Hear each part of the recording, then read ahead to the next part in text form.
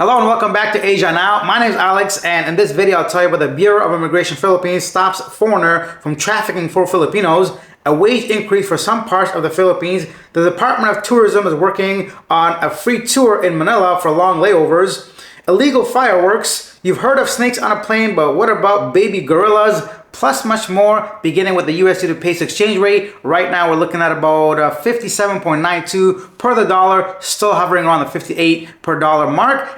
But I'd like to start off with thanking Red Bart and Dunheim for buying 20 coffees each. Now keep in mind, one coffee is $5, so thank you guys so much. That's going to go a long way to keep me doing this kind of videos. Of course, very motivational to know a lot of you guys are finding value in this content, so thank you so much for that. Let's jump straight into our main story. The Bureau of Immigration Philippines stopped a trafficker and 4 Filipino women at Clark International Airport on Christmas Day. The women, recruited by Indonesian women, were bound for Cambodia to work illegally in a pogo-like company as catfishers in a scam hub. They were offered 60,000 pesos monthly salary. The escort admitted to assisting the women in traveling via Singapore. BI also reported similar cases in December where individuals attempted to travel to countries like Thailand, Cambodia, Myanmar, and Laos under false pretenses, often using counterfeit documents and claiming to be tourists. Recruited women were promised high salaries but were likely to engage in illegal work abroad. BI continues its efforts to combat trafficking and illegal recruitment schemes. These are the reasons why a lot of times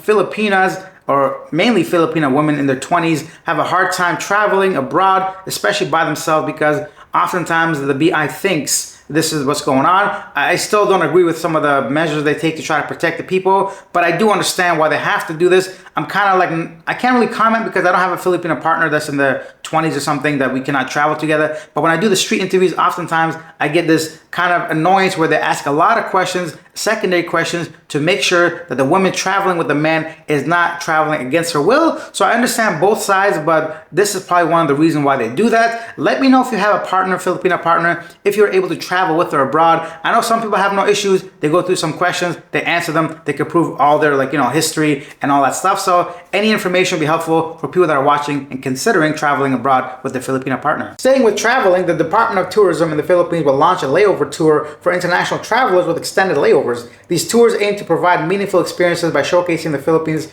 culture and attractions during transit. That's wonderful. So I've actually had this done for free in Turkey, in Istanbul, at a long layover, and they offered me a free tour of the city. Some countries do that because if you have a long layover, instead of just kind of loitering around the airport, they offer you a free shuttle, take you on some tourist sites, and of course you can go ahead and see some places that you may not have done otherwise. It's a lot better than the airport. I just hope they have this really organized so you don't miss your flight, because sometimes getting to Manila airport with the traffic, although I have to admit, last time I was there, I did notice that some improvements they made. They've kind of divided the traffic, so only it used to be that from Terminal 1 to Terminal 3, even though it's like a 5 kilometer or something, it's still pretty far, but I'm saying it took a long time because of public traffic, but now they've kind of separated the airport traffic from the regular traffic, so it made my, getting there a lot more stressless. Is that a word, stressless? Stressless?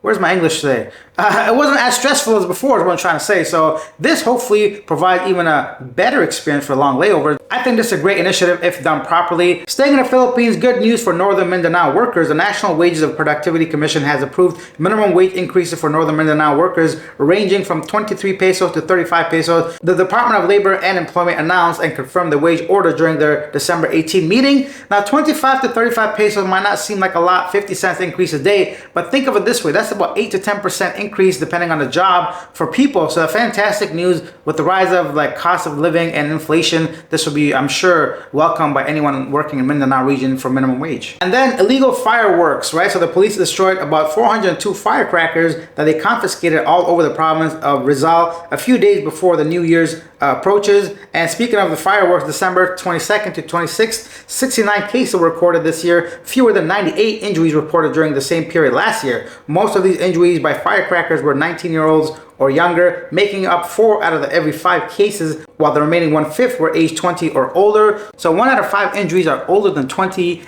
involving firecrackers and fireworks. At this stage of my life, at this point, I don't care about that stuff. When I was younger, it was exciting, but now I just don't want it happening anywhere. I kind of wish they banned it all, because the effect it has on dogs and cats and animals, stray animals, is really get scared and all that. But that's just my personal thing. I love dogs and I hate seeing them getting all freaked out during celebrations of such kind. But I think Yeah, that's just maybe my soft side. Next up, port scalpers are demanding unauthorized payments from passengers to expedite their entry. The Philippines Coast Guard warned Thursday, December 26th, as it intensifies monitoring ahead of its anticipated New Year rush. So whenever you're traveling to the ports, some people might offer to go ahead and put you on the boat a little bit faster for a fee. Maybe you and your motorbike, maybe you and your car. So the Coast Guard wants you to be aware. People might try to take advantage of you, trying to get on board a lot quicker, might have to pay them.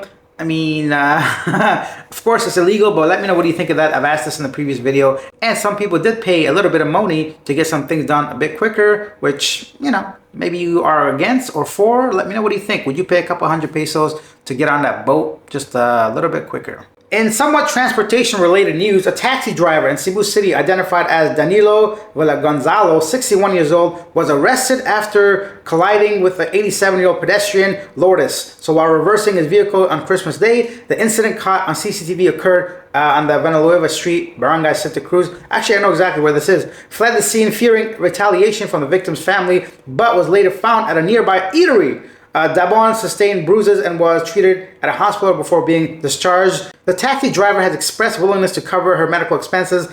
Police are preparing a case of reckless imprudence resulting in physical injury against the taxi driver. Buddy, what are you doing? You hit an old lady at 87 years old, so you got out of your taxi, ran off and tried to eat something? Maybe he thought that's going to be his last meal, but not cool, man. Especially, come on, man. What are you doing? CCTV footage everywhere. You know, your plate number is there. Your taxi number is everywhere, on the top, on the roof, on the side of the doors. Not a very smart move by this guy.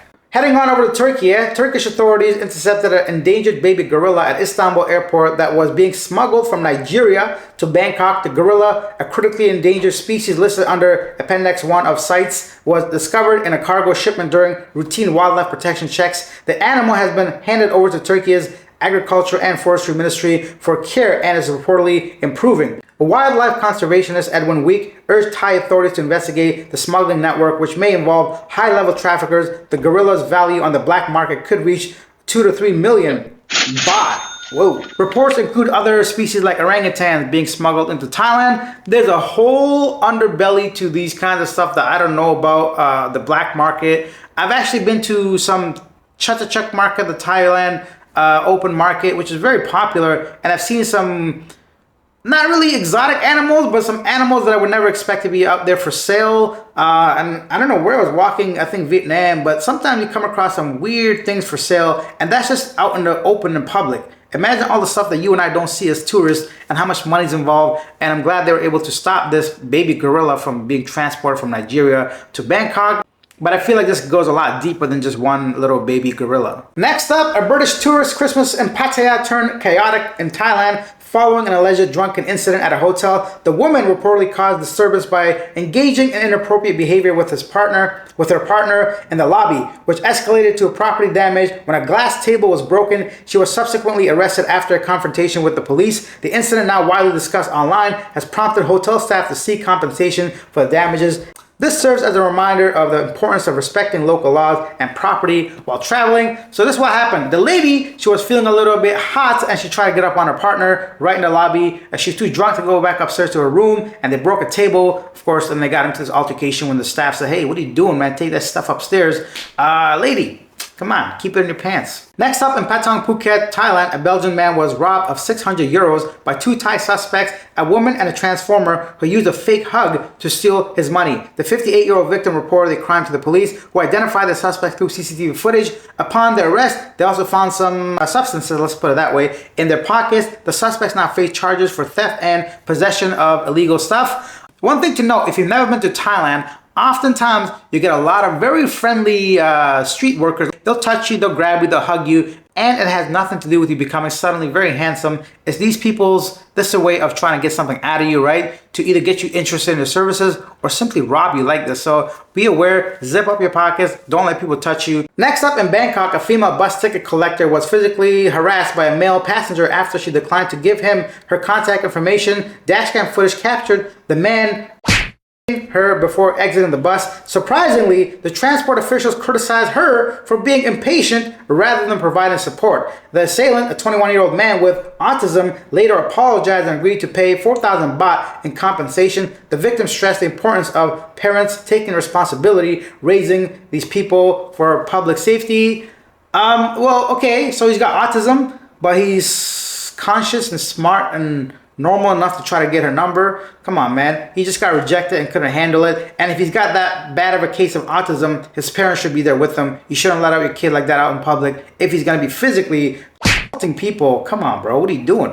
And then next up, an 85-year-old Dutchman slipped and fell and hit his head on cements nearby a pool. So this is kind of thing that's really small but very important. If you're traveling to Southeast Asia, a lot of times, mainly due to the rain, but of course the pool's got water too. If you're gonna be wearing like flip-flops or whatever, be careful. Sometimes the bottom of that I got no grip, right? So it happened to me on the stairs one time. I was coming down and I just, my slipper just like, what do you call that? Slipped and my knee went backwards, and you gotta be careful. And you don't want to sustain a severe injury just based off like footwear, right? So my point is, dress accordingly, be a little bit aware of where you're going. It's happened to me where I've been on hikes and I wore slippers. So I'm a big part of this whole thing. I got to be a bit more careful of what I wear. Or when you go to like beaches, all those like rocky beaches, sometimes it's not all sand, right? So you want to enjoy yourself, do a little research, figure out where you're going, have the proper footwear because you don't want to slip and fall by the poolside. Luckily, I think this person is still okay, but just a small little tip. Yeah, maybe you know this already, but for me, it was like a find out the hard way kind of thing. And now time for our segment yesterday today,